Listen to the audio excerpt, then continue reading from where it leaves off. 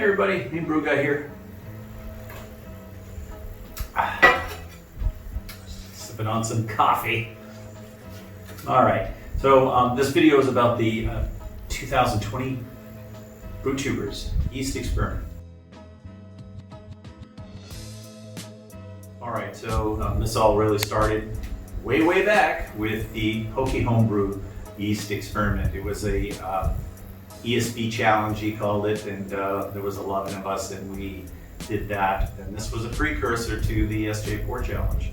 So anyway, we figured it was time again to do another yeast experiment, especially with all the new yeasts that are out there, and see how they play in a basic West Coast style IPA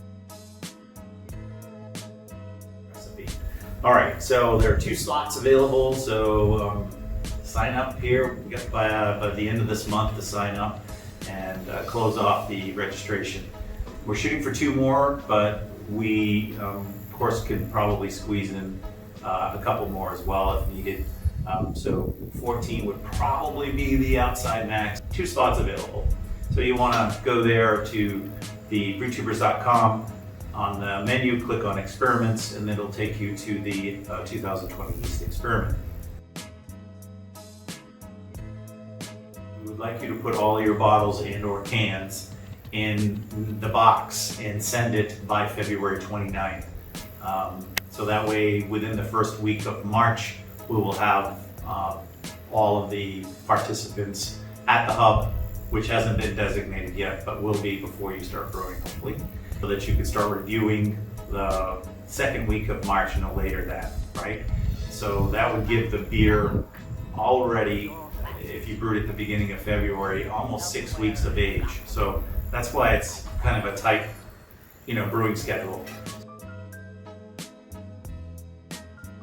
What to brew? Well, we already talked about that. That's a recipe on the website. It's a basic West Coast style IPA. Had a lot of collaboration. We had Mike Dean take a look at it. We had Dan Esselitz take a look at it. The boys at Untitled Brewing collaborated with myself and all of those to come up with this recipe. So I'd say it's a fairly solid recipe. It's a first run. I've never had this recipe before, and but it's basic. The hops you're very familiar with. Why are we requiring RO distilled water? Well, in the past, anytime we've done any hops experiments or yeast experiments, there's been a lot of variables when it comes to water. And we all know that when we taste the beers, we're like, okay, yeah, that's not hops. That is total water profile. And we need to remove that variable if we're going to continue to have any real successes when we do these experiments. So I know it's a little bit of a cost for some of you to have to go out and buy distilled water. But call it an experiment for yourself. Maybe you have great IPA water, but you don't have good Pilsner water.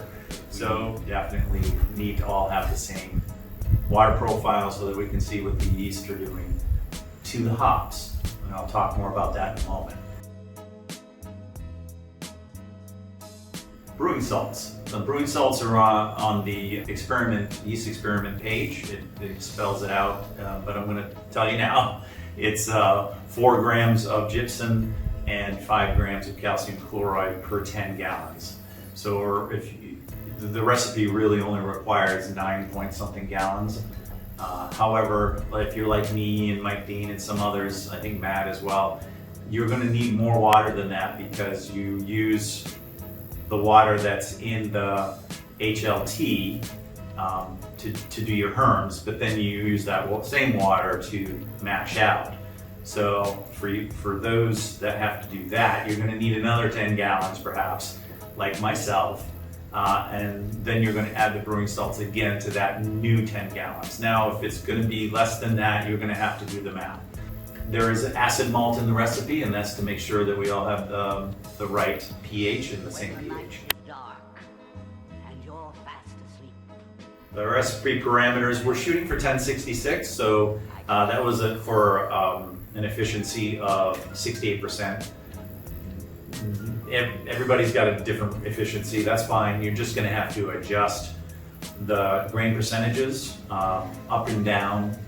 So I'm not looking at the recipe right now, but let's say it's 8 ounces of honey malt and 12 pounds of 2-row. There's a percentage there. Whatever that percentage is what you're going to raise the recipe up or down to meet the 1066 while maintaining the percentages in the recipe. I'm sure I just majorly confused the shit out of that, but I hope you get the idea.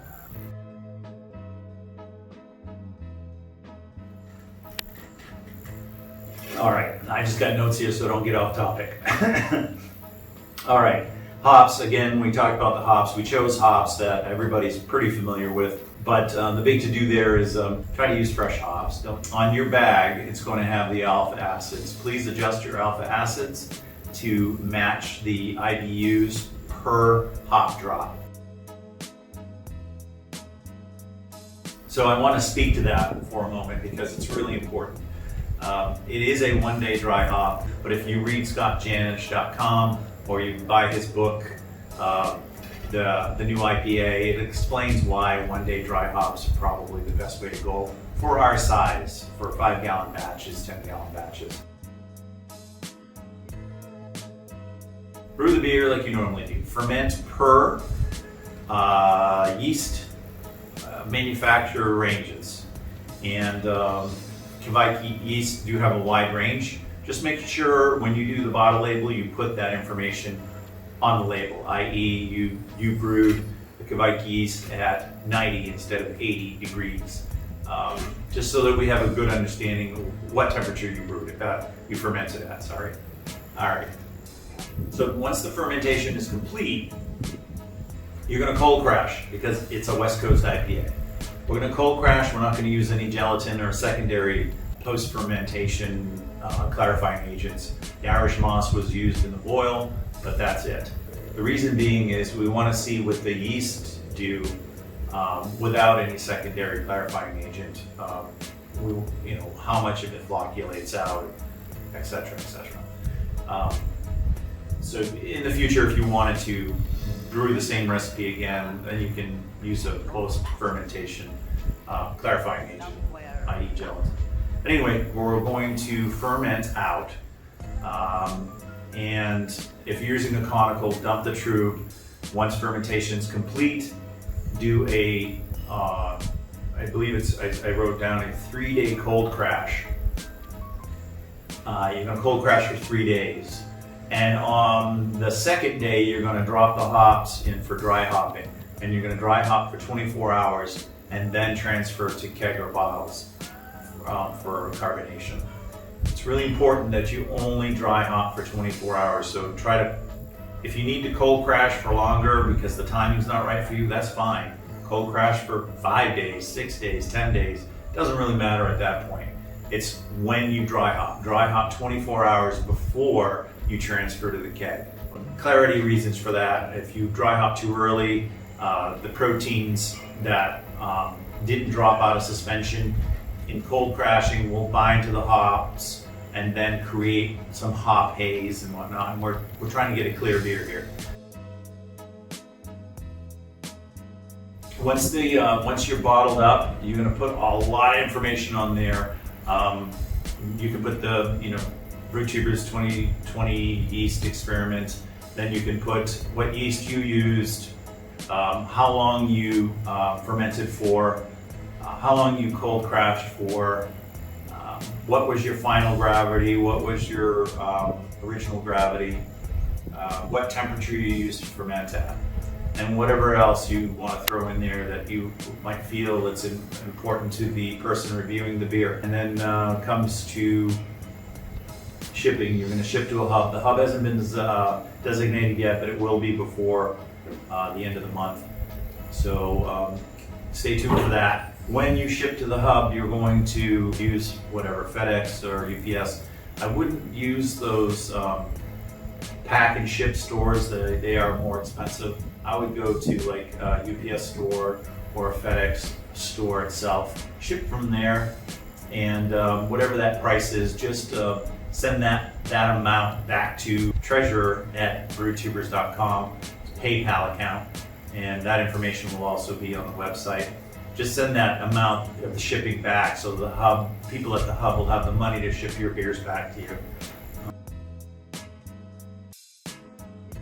Review the beers. So we understand that a lot of people don't like doing video reviews or are not going to do video reviews. That's fine. It's fine. If you're not comfortable behind the camera, you're not ready to do that yet, it's totally fine. We're going to have some grading sheets on the website that we will all have to fill out for the beers. And it's not a winner kind of thing because it's not about the brewer, it's about the yeast. So we're basically just getting a general consensus, right, of wow, this one was the best out of all of them. Even though I may not have thought so, I may have thought one of the other ones was a little better, but general consensus kind of shows that sometimes our taste buds aren't what the masses agree to. I want to know what that is too. I want to know what that variable is too, because I may love a certain one, but everybody else liked another one better, and then we can determine that too with the grading sheets. Which the grading sheets are very basic. We're not doing BJCP scoring format. It's more of a narrative and an overall score. That's it. That is going to happen as soon as you start receiving the beers. We would like you to review them within a week or two. So by the middle of March, we should be complete with the experiment. So a short flash to bang. And the last one is Mike Dean at the Dean's List. We did the hops experiment with his old school IPA. We all did that fairly quickly and got that out, I think, in the same amount of time. I know the SJ4 challenge is coming up. Like you, I'm going to be brewing for it. Going to be able to fit this in as well. It's not a big deal. In fact, I may learn some things from this that may help me in the SJ4 challenge. I hope it helps you as well. In the end, it's about gaining some knowledge about what yeast do to hops, as i.e. biotransformation, and what phenolics they impart, the final gravity, etc., etc. Basically, the overall outcome of this particular beer style and what this yeast produce. So it's about having fun, guys, learning a little bit, and let's have some fun with this. Any questions? Let us know in the comments. Also, look for Exit 12 Brewing. They'll be putting out a similar video soon. Cheers, guys. Have fun. In case you're wondering, I had the shoulder surgery. Day 4, a little painful.